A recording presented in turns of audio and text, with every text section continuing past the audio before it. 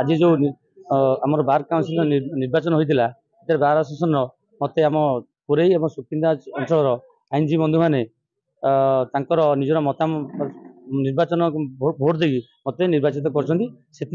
समस्त आईनजीवी बंधु मान हृदय कृतज्ञता जनाऊँ। मु पाई 59 फंड आपोजिट पाई 52 फंड भोट पाई निश्चित भाव में मत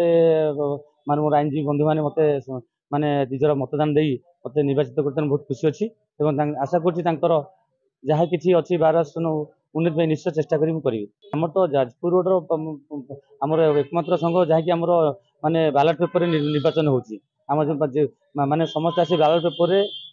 मतदान कर गोटे भल माने जिनस जोटा कि प्राय अन्य कोई आसोसिएशन हो ना से आम ये आसोसिएशन प्राय प्रत वर्ष आमर बैलेट पेपर भोट होची सहमत भोट होची कि आईन शांति सहित होची किसी गंडगोल ना कि किसी माने ये ना अप्रीतिकर परिस्थिति ना आम शांति समय भोट माने होची